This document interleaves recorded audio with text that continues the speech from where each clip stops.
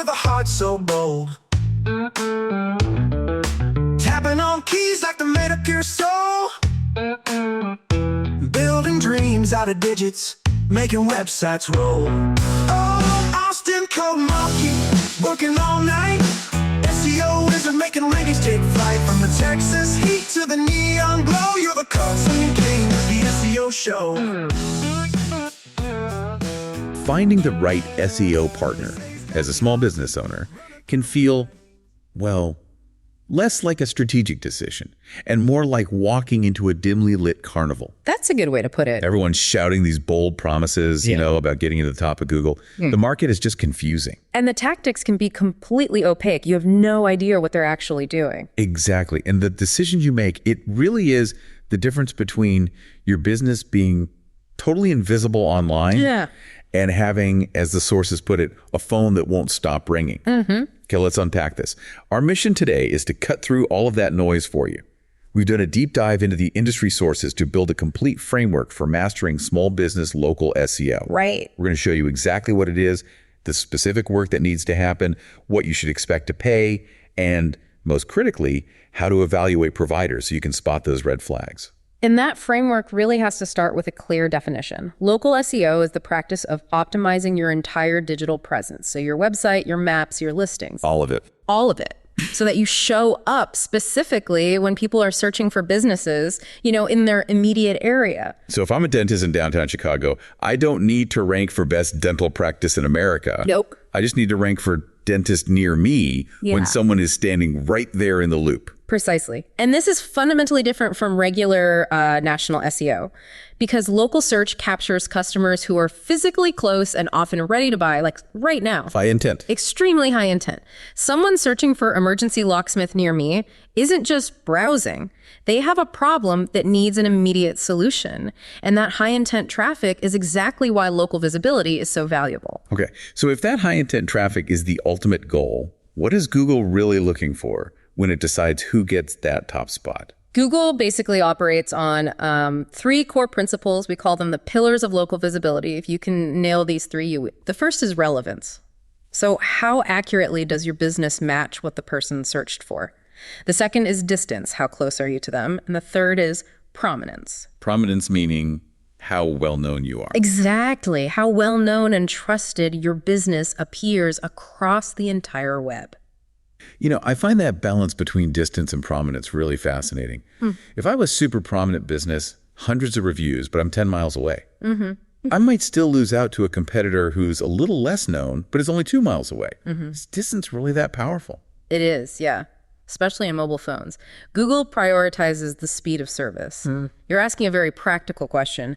Where is the nearest reliable solution? Right. So when a business successfully balances all 3, relevance, distance, and prominence, it gets the ultimate reward. It shows up in the map pack. That's the gold standard. It really is. That map pack, those 3 businesses with the little map pins right at the top, above the regular results, that is prime real estate. If you want the vast majority of clicks, you have to be in one of those 3 spots. So knowing the 3 pillars is great, but now we need to get into the mechanics. The pillars are the why, but these 5 essential ranking signals we found, they're the how. Yeah, this is where the strategy gets really focused on these 5 categories. Let's start with the one that every single business owner controls directly, the Google Business Profile. Your Google Business Profile, your GBP, it's basically your most important digital storefront, and it's a huge ranking signal. The foundation is simple. Fill out every single section. Everything. Everything. Name, address, phone, website, your category, services, attributes. Don't leave anything blank. The more info Google has, the more confident it feels recommending you. And the sources really stress the importance of visuals. Are a bunch of photos just a vanity metric, or does Google actually care? Google absolutely cares because customers care. Wow. There's a statistic that really drives this home. Listings with photos get 42% more requests for directions. Wow, 42%. And 35% more clicks to their websites. Beyond just having photos, you have to post updates regularly about offers, events, news. An active profile just looks more legitimate to Google than one that's been abandoned. Okay, so the second signal is on-page relevance. This is about our actual website. How do we make sure our site is speaking Google's local language? You have to explicitly tell Google 2 things: where you operate and what you do. So you incorporate your city and neighborhood names naturally. Page titles, headers, body content, but not just stuffing them in there. No, never. Always write for the human reader first. And if you serve a larger area, say 3 different towns, you need to create separate pages with unique content for each of those locations. Talk about that community specifically, and this is where it starts to get a bit more technical. The sources flag 2 must-haves: embedding a map and using something called schema markup. Embedding a map is easy. But let's talk about the local business schema markup. This is absolutely critical for relevance. It's not just a bit of code. Right. It's structured data you embed in your website's HTML. This data, it speaks machine language. It lets Google's crawlers instantly understand the key details. This is a dentist. Here are the hours. Here's the latitude and longitude. It gives the machine verifiable facts. That really clarifies why it's so important. Okay, shifting to signal number 3. Reviews and ratings. These seem to do a bit of everything: ranking signal, trust signal, and behavioral indicators all at once. And the most critical action here is one that busy owners often overlook. Yeah. You have to respond to every review, every single one, positive and negative. Both. Those responses are indexed by Google, and you can naturally include relevant keywords in your professional replies. Handling a negative review well doesn't hurt you. It actually signals transparency and competence, which builds trust. All right, on to signal 4, citations and links. And specifically something called NAP consistency, NAP name, address, phone number. And consistency here is enormous. Citations are just mentions of your NAP on sites like Yelp, Facebook, industry directories. Okay. But the critical detail is that consistency matters enormously. If you list your address as 123 Main St. in one place and a 123 Main Street in another, Google gets confused. it gets confused, and that can weaken your rankings. But tracking down 50 different directory listings to check for Saint versus Street, that sounds like an administrative nightmare. How important is that, really? It is a nightmare, but it's the kind of work that separates the pros from the amateurs. Google uses those inconsistencies to decide if you're unreliable. It's vital. And beyond citations, getting local links from other businesses or community sites, that signals you're a real part of the local ecosystem. That's a huge prominence boost. Okay, finally, signal number 5, behavioral and mobile metrics. So this is about what happens after someone clicks on you. Right. Google is watching user experience very closely. They're tracking click-through rate, time on site, actions taken. Like calls or requests for direction. Exactly. If your site is slow or clunky, people hit the back button. That sends a negative signal to Google. And this is where Core Web Vitals come in. I've heard that term. They aren't just technical jargon. They're Google's actual measurement of the user experience. How fast the page loads, how quickly it becomes interactive. If you fail on these, all your other work can suffer. So site speed isn't just a nicety, it's foundational. Absolutely. Your site has to load in under 3 seconds, and it must work perfectly on a phone. And to help those engagement metrics, always add prominent, easy-to-use click-to-call buttons. People searching locally are often on the move. Knowing these 5 signals is half the battle. Now, for the business owner ready to hire, the big question is, what does an agency actually do with this knowledge? What services should you see? A good local SEO package should be structured around those 5 signals. It's ongoing work, technical fixes, content management. So for the GBP, Google Business Profile Optimization goes way beyond just setting it up. Okay. It includes selecting the perfect primary and secondary categories, proactively seeding the Q&A section with common questions, and constantly monitoring for unauthorized edits. And then there's citation building, which is that necessary grunt work for NAP consistency we talked about. It is. It starts with an audit to find and fix all those existing inconsistencies. Then an agency will submit your business to maybe 40 to 80 high-quality directories and, crucially, merge or suppress any duplicate listings that might be splitting your ranking power. And on the technical side, what's in that technical SEO package? This is where the rubber meets the road on Core Web Vitals. It's auditing and optimizing site speed, fixing broken links, making sure it's perfect on mobile, and implementing that vital schema markup. It just makes sure the search engines can understand your site efficiently. So the end product is visibility. But how do you know if the money you're spending is actually working? What metrics should you demand in a report? This is so important. You have to demand reports that track what matters locally. A generic national report is useless. You need 2 things. First, keyword rankings by zip code and by device. So you can see how you're doing in your actual service area. Yes. And second, you need reports that track conversion actions. So calls, form fills, direction requests. How do you track a phone call that comes from an SEO effort? The best providers use call tracking numbers. This lets them tie a specific phone call back to the exact keyword someone searched. It connects the SEO activity directly to revenue, which is the only real measure of ROI. That leads perfectly to the next question. What does this all cost? And how long does it take to see results? Because we know SEO is not an overnight fix. No, it is not. You'll usually see an initial lift within 2 to 3 months, with the real returns compounding over 6 to 12 months as your authority grows. The cost really depends on your market, but the source material breaks it into 3 common tiers.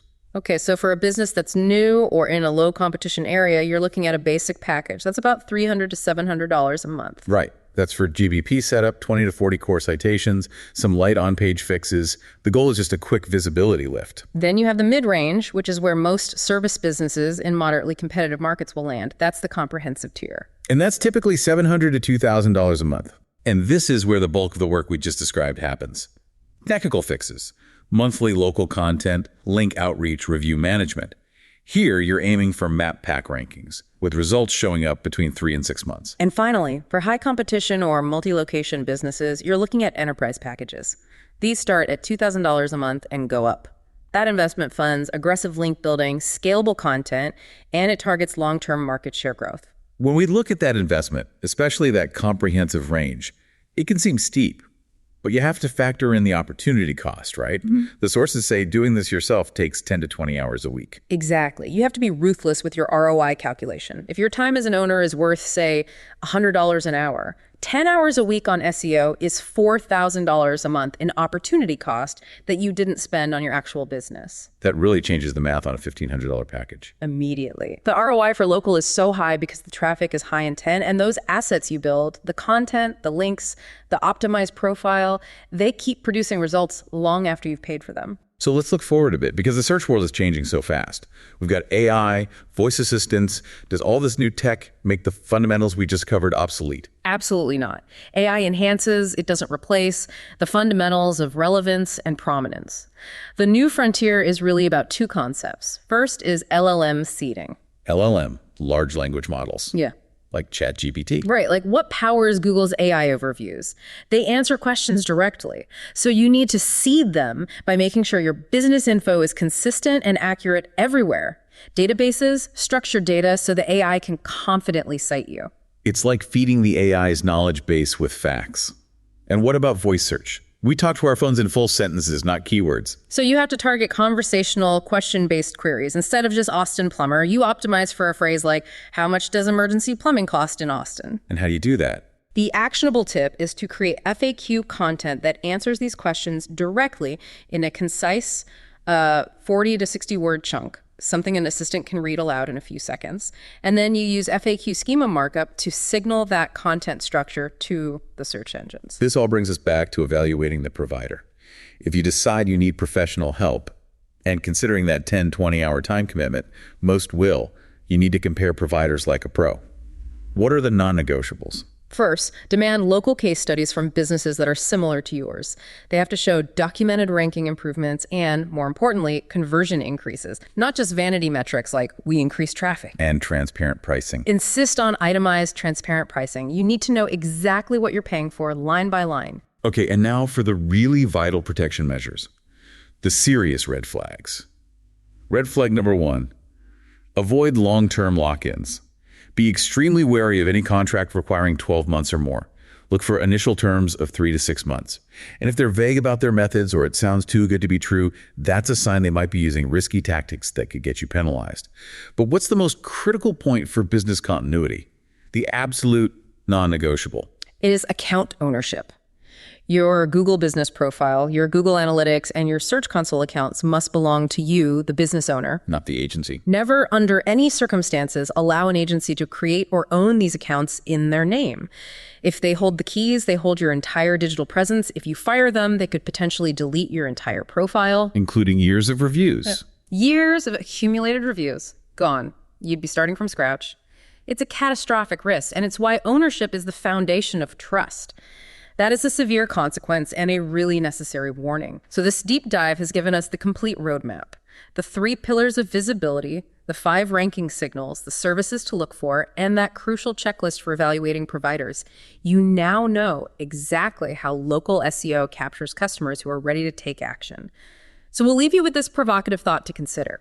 Given that DIY local SEO requires a commitment of 10 to 20 hours per week of your valuable time, and considering the opportunity cost, that is, the revenue you're not generating while you're doing that, how does the long-term compounding value of professional agency-built SEO assets change the calculation of whether you should tackle this yourself or outsource this critical growth function? That internal cost-benefit analysis, factoring in your own time, is really the ultimate key to deciding your growth path, something to mull over as you optimize your digital storefront. Thanks for joining us for this deep dive. Austin Code Monkey delivers expert web design and SEO services for businesses that want more calls, more leads, and more jobs. Our SEO strategies ensure your online presence keeps growing and bringing in results.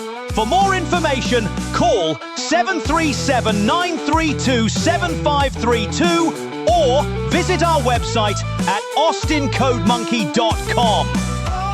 Austin Code Monkey, working all night. SEO isn't making rankings take flight. From the Texas heat to the neon glow, you're the code swinging king of the SEO show.